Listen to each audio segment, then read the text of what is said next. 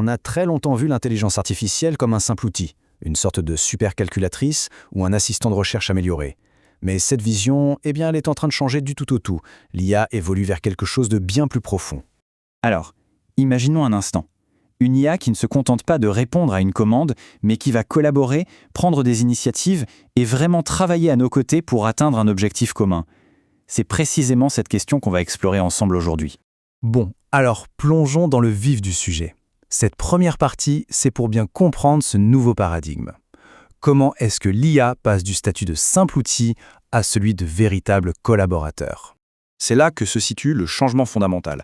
On passe d'une machine qui exécute une tâche, et puis c'est tout, à un système qui, lui, s'intègre dans le flux de travail, qui comprend le contexte et qui agit en conséquence. C'est vraiment la naissance du coéquipier numérique. Le mot-clé ici, c'est indépendante. Le modèle d'IA, c'est le cerveau, si on veut, c'est lui qui fournit le raisonnement.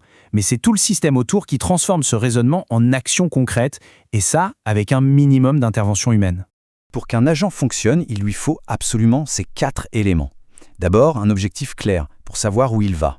Ensuite, une mémoire, pour se souvenir de ce qu'il a déjà fait et de ce qui reste à faire, pour garder le contexte. Il faut aussi des outils pour interagir avec son environnement, comme l'accès à une base de code.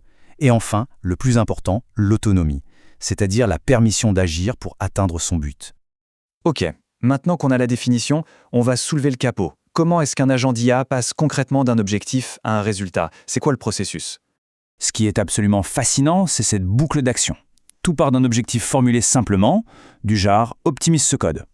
L'agent, lui, va le décomposer en petites étapes. Analyser, réécrire, tester. Pour ça, il utilise ses outils, comme un terminal, et sa mémoire pour suivre sa progression. Mais le point crucial, c'est que si un test échoue, il ne s'arrête pas. Il ne va pas juste afficher une erreur, non, il s'adapte et il essaye une autre approche. C'est un processus qui est à la fois dynamique et intelligent.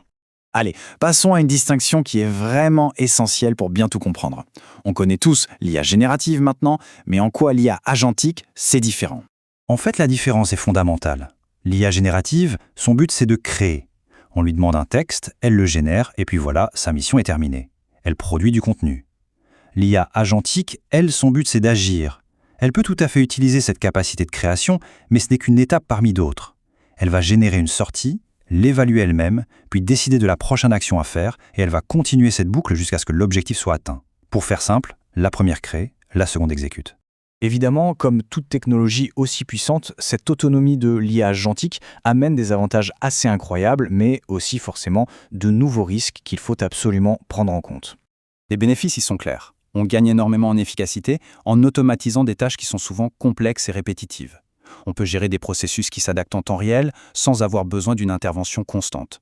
Et surtout, ça permet aux équipes de se concentrer sur ce que les humains font de mieux, la stratégie, la créativité, la résolution de problèmes. Mais voilà, cette autonomie ouvre aussi la porte à de nouveaux types de risques. Par exemple, l'injection d'invite. C'est quand des instructions malveillantes sont cachées dans une demande pour, en gros, tromper l'agent et lui faire n'importe quoi. Il y a aussi les fuites de données. Un agent qui est connecté à plein de systèmes pourrait accidentellement partager des infos confidentielles entre eux. Un autre problème, ce sont les vulnérabilités de la chaîne d'approvisionnement. Si un des outils externes que l'agent utilise est compromis, l'agent devient une porte d'entrée pour une attaque.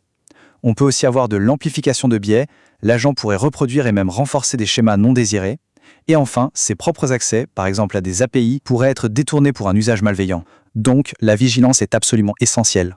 On arrive à notre dernière partie. Voyons un peu comment tout ça pourrait bien dessiner l'avenir du travail.